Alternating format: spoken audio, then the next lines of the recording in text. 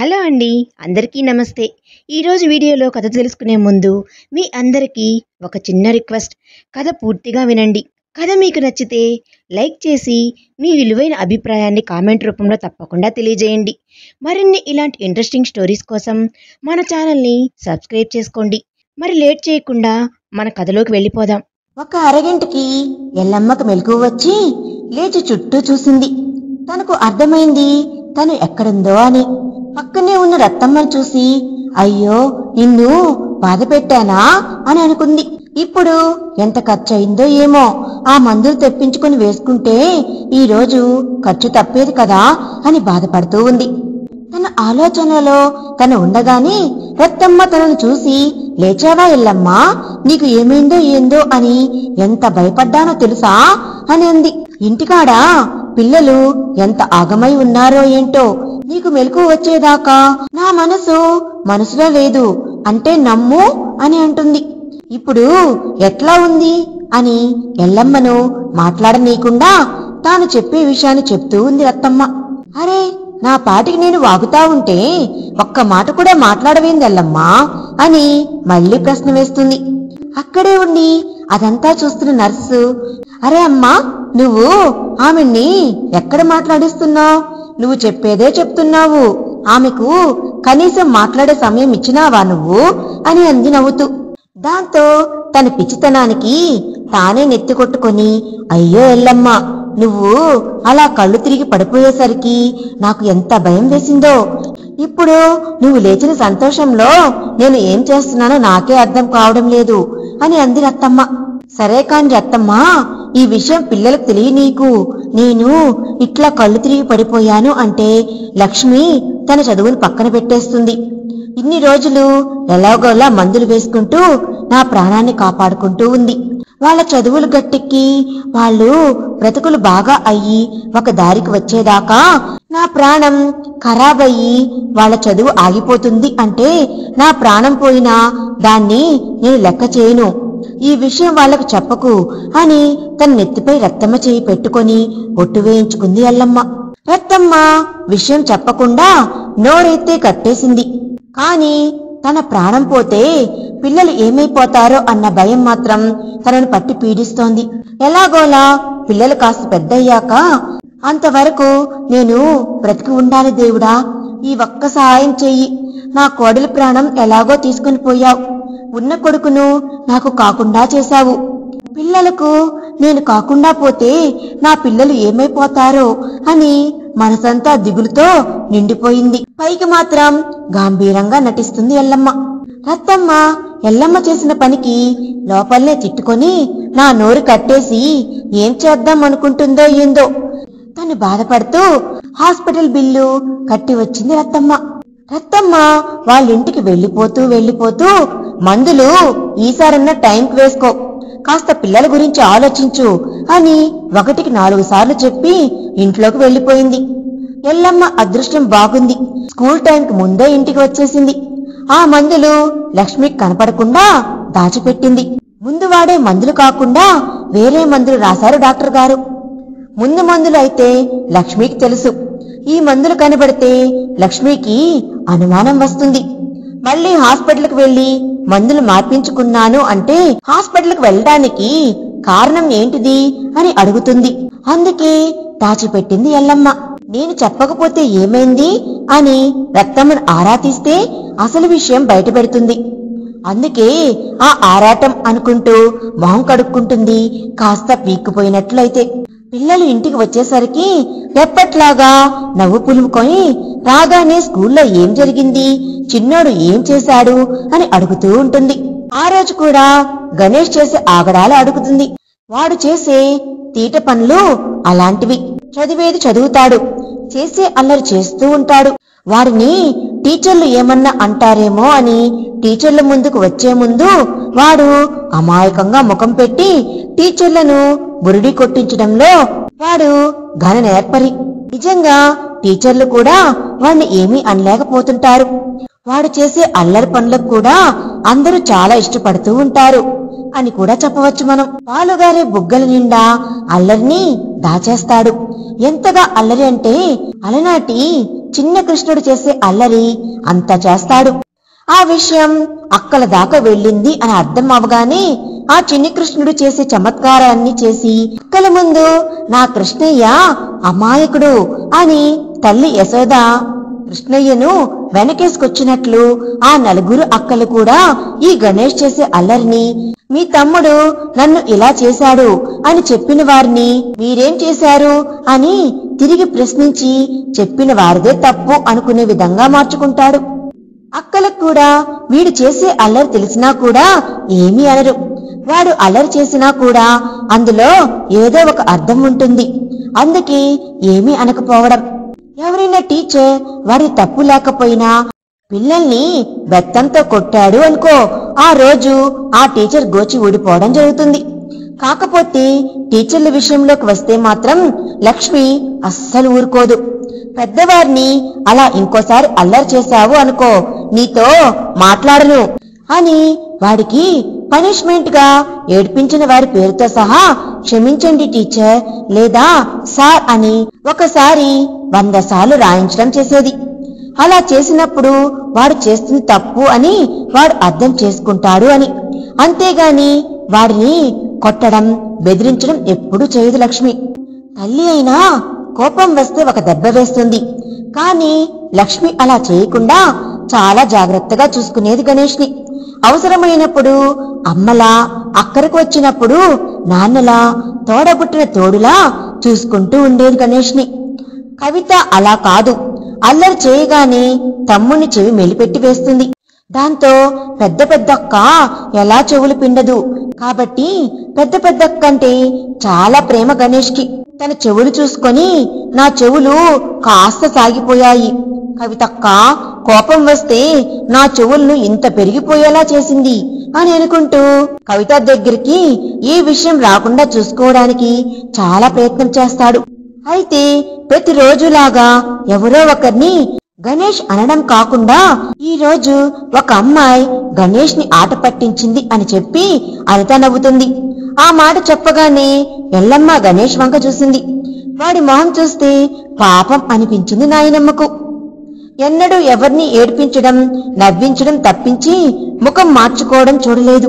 ఒక్కసారిగా వాడి బొంగమూతి చూసి నవ్వొచ్చింది నాయనమ్మకు.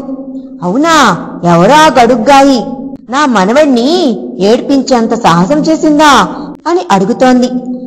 లోపల నవ్వుని దాచుకోవడానికి పెదవుల్ని బిగబట్టి కాని తన కళ్ళల్లో సంతోషం ఇట్టే పట్టేశాడు గణేష్. గణేష్ అంతసేపు తన నాయనమ్మ అన్న తన బాధ అర్థం చేసుకుంటుందేమో అని అనుకున్నాడు. నాయనమ్మ కళ్ళల్లో సంతోషం చూసేసరికి నాయనమ్మ కూడా నన్ను ఎక్కిరిస్తూ ఉంది అని ఉక్రోషంతో చూస్తున్నాడు నాయనమ్మ వంక. అంతకు ముందే వచ్చిన లక్ష్మి వీళ్ళ సంభాషణ అంతా వింటూ తను నవ్వుకుంటుంది. కాని గణేష్ ముఖంలో రంగులు మారేసరికి వెళ్లాల్సిన సమయం వచ్చిందని తమ్ముని ముందుకు నవ్వకూడదు అనుకుని నా గన్నుగాడు ఏం చేస్తున్నాడు అనుకుంటూ వచ్చింది రోజులాగా. అప్పటిదాకా కోపంలో ఉన్న గణేష్ ముఖం ఒక్కసారిగా ప్రశాంతంగా మారిపోయింది. లక్ష్మి అక్కను చూడగానే అక్క అని ఉరుకుతూ తన కాళ్ళను చుట్టుకున్నాడు. వాడలా లక్ష్మి కాళ్ళను చుట్టుకోగానే కవిత వచ్చి లక్ష్మి దగ్గర నుండి బ్యాగ్ తీసుకుంది.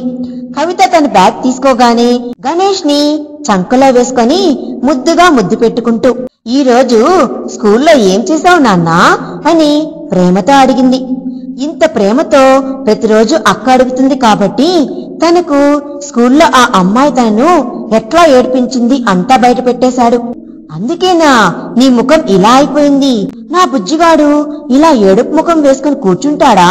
ఎప్పుడు నవ్వుతూ ఉంటాడు కాని అని తన బుగ్గల్ని గట్టిగా లాగి చంప కొరికేసింది. అక్క నా బుగ్గలు నొప్పి వస్తుంది అని గారాలు పోతున్నాడు గణేష్. గణేష్ నీ బుగ్గలు చూస్తుంటే కొరికేయాలనిపిస్తుంది తెలుసా అని అంది. నీ బుజ్జి బుజ్జి బుగ్గలను చూసి నాకు యాపిల్ గుర్తొచ్చింది అని మళ్లీ ముద్దు పెట్టుకుంది. వాడి స్కూల్లో జరిగిన విషయాల నుంచి వాడిని పక్కకు లాక్కొచ్చింది. ఇక వాడిని హోంవర్క్ చేసుకో అని చెప్పింది. గిన్నెలన్నీ బయట వేసి తోమడానికి కూర్చుంది లక్ష్మి. అక్క చేసే పని తెలుసు కాబట్టి కవిత కూడా 2 బకెట్ల నిండా నీళ్లు తెచ్చిపెట్టుకుంది కడగటానికి. కవిత నేను కడుగుతాను గాని వాణ్ణి ఏడిపించావు కదా, ఏమైనా చేసి పెట్టు అని చెప్పింది. ఆ కొన్ని పల్లీలున్నాయి, అవి ఏంచి వాటికి ఉప్పు కారం కొంచెం నూనె వేసి కలిపి పెట్టు, తింటాడు అని చెప్పింది. అంతలోనే అనిత అక్కడికి వచ్చి, అక్కా వాడికేనా, మాకు లేవా అనంది. లక్ష్మి, వాడికి ఒక్కడికే అని చెప్పానా, వాడు తింటాడు అని చెప్పినా. మీరందరూ కలిపి ఏడిపిస్తే తప్పులేదు, కాని వాడు ఒక్కడు తింటాడు అనగానే తప్పు వచ్చేసిందా? వాడిపైన ఏమీ ఏడవక్కర్లేదు, మీరు కూడా తినండి. 1/2 కిలో పల్లీలున్నాయి, అందులో సగం వేయించుకోండి, తలో పిడికడు వస్తాయి అని చెప్పి తను గిన్నెలు తోమడానికి పూనుకుంది. అక్క కొద్దిసేపయ్యాక ఏంచి పెడతాలే అని కవిత కూర్చుని కడుగుతూ ఉంది. అవును కవిత, అడగటం మర్చిపోయాను. నాయనమ్మ ముఖం ఏంది అట్లా పీక్కుపోయింది, గుడ్లన్నీ లోపలికి పోయినాయి అని అంది లక్ష్మి. ఏమో అక్క, వచ్చి రాగానే అడుగుదామనుకునేసరికి నాయనమ్మ గణేష్ ఏం చేశాడు అని అడగగానే గణేష్ కథ చెప్తుంటే నవ్వుతూ కూర్చున్నాను అని అంది కవిత. అవునా, అయితే నాయనమ్మ మనకి చెప్పొద్దు అని అనుకుందేమో. నేను రత్తమ్మమ్మను కలుసుకొని విషయం ఏందో తెలుసుకుంటాలే అని చకచకా గిన్నెలు తోమి ఇల్లు వాకిలి ఊడ్చింది. కవిత, బియ్యమేరి పొయ్యి మీద పెట్టు, నేను రత్తమ్మ అమ్మమ్మ దగ్గరికి పోయి వస్తా. నాయనమ్మకు చెప్పకు, కూరగాయల కోసం బయటికి పోయింది అని చెప్పు అని చెప్తుంది. నేను వచ్చేటప్పుడు కూరగాయలు తీసుకుని వస్తా అని బయటకు వెళ్లిపోయింది లక్ష్మి.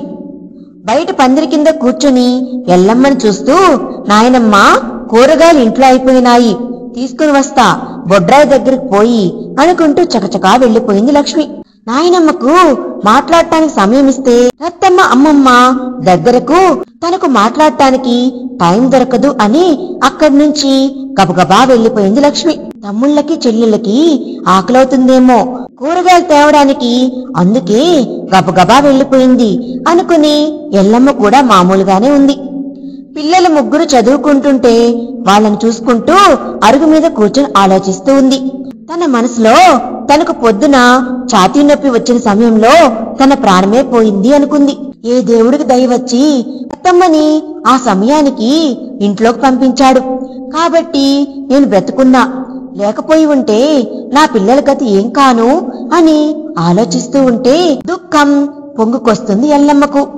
లక్ష్మి ఇప్పటికే ఇంటి పనులు బయట పనులు తాను చదువుకోవడం, చెల్లెళ్ళని తమ్ముణ్ణి చదివించడం, పిల్లల్ని చూసుకోవడంతో తనకు గాలి పీల్చుకోవడానికి కూడా సమయం లేనంతగా ఉక్కిరి బిక్కిరి అయిపోతుంది బిడ్డ. తల్లి తండ్రి ఉంటే అల్లారు ముద్దుగా పెరగాల్సిన బిడ్డ అన్ని బాధలతో తల్లడిల్లిపోతుంది. నా పిల్లలు కూడా బంగారం లాంటి వాళ్లే. అందరూ ఒకరినొకరు అర్థం చేసుకొని ఒకరికి కష్టం వస్తే ఇంకొకరు ఓదార్పు అవుతున్నారు. కానీ ఇంటికి పెద్ద దిక్కు నేనే. ఇప్పుడు నాకు ఇట్లా అయ్యింది అంటే లక్ష్మి తట్టుకోలేదేమో అని బాధపడుతూ కూర్చుంది ఎల్లమ్మ. ఇప్పటికే మోయలేని భారాన్ని లక్ష్మి పైన వేశాను. లక్ష్మికి ఇకనైనా దాని జీవితాన్ని సంతోషంగా బ్రతికే దారి చూపించవయ్యా దేవుడా, నా కోసం ఈ ఇంటి కోసం గొడ్డులాగా రాత్రింబవళ్లు కష్టపడుతుంది అని బాధపడుతూనే కవిత, సరిత, అనిత, గణేష్లు చదువుకుంటుంటే వాళ్ళని చూస్తూ మురిసిపోతుంది. లక్ష్మి మాత్రం రత్తమ్మ వాళ్ళ ఇంటికి వచ్చి అమ్మమ్మ అమ్మమ్మ అని గట్టిగా వాకిలి నుంచి ఇంట్లో దాకా పిలుచుకుంటూ వెళ్ళింది. చేస్తున్న పనిని అక్కడే పడేసి గబగబా ఇంట్లోకి వచ్చింది ఇంటి వెనక నుండి రత్తమ్మ. ఏమైందమ్మా లక్ష్మమ్మ, అలా భయపెట్టేశావు? ఏందా పిలుపు? ఎల్లమ్మకు మళ్ళీ గాని ఏమైనా అయిందా అని అన్నది ఏం మాట్లాడుతుందో అర్థం కాకుండా. వెంటనే తనేమైందో అర్థం చేసుకున్న రత్తమ్మ, అంటే 2 ఏళ్ల క్రింద గుండె నొప్పి వచ్చింది కదా, మళ్ళీ గాని ఏమైనా అయిందా అని అడిగినా అని అంది. ఓహో అన్నట్టుగా లక్ష్మి ముఖం పెట్టింది. లక్ష్మి ముఖం చూడగానే తడబడుతూ ఉన్న రత్తమ్మని మళ్ళీ మాట్లాడుతూ, మీ నాయనమ్మను కాస్త జాగ్రత్తగా చూసుకో లక్ష్మి, తనను ఆందోళన పెట్టే విషయాలు అస్సలు ఏమీ చెప్పకు, మళ్ళీ ఒకసారి దవాఖానాకు తీసుకొని పో అని అంది. తను నోరు విప్పి చెప్పకుండా పూర్తి విషయాన్ని అర్థం చేసుకో అన్నట్లుగా ఉంది తన బాధ. అంటే నాయనమ్మ ఏమన్నా ఒట్టి వేయించుకుందో అమ్మమ్మతో అని అనుకొని, అవునమ్మమ్మ, నిన్న నాయనమ్మను హాస్పిటల్కి తీసుకుపోయినప్పుడు ఇంకెవరైనా ఉన్నారా అని అడిగింది. ఎందుకు లేడు? ఆ యాదిగాడిని ఆటో స్టాండ్ కాడికి పోయి పిలుచుకొని వచ్చిన. ఎల్లమ్మ కళ్ళు తెరవకపోయే. ఎంత లేపినా లేకపోయేసరికి నాకు కాళ్ళు చేతులు ఆడలే. నేను గట్టిగా ఎల్లమ్మా ఎల్లమ్మా అని మొత్తుకుంటుంటే పక్కింటామె వచ్చి ఎల్లమ్మని చూసుకుంది. నేను ఆటో స్టాండ్ పోయి వచ్చేదాకా యాదిగాడు దేవుడిలాగా సమయానికి ఉన్నాడక్కడ అని చెప్పింది రత్తమ్మ. ఇంతకీ రత్తమ్మ లక్ష్మికి జరిగిందంతా చెప్తుందా? మరి అంతా తెలిసి లక్ష్మి ఎల్లమ్మను హాస్పిటల్కి తీసుకుని వెళ్తుందా అనేది మనం నెక్స్ట్ పార్ట్లో తెలుసుకుందాం. ఈ వీడియో కనుక మీకు నచ్చినట్లయితే ప్లీజ్ లైక్ చేయండి. Thanks for watching.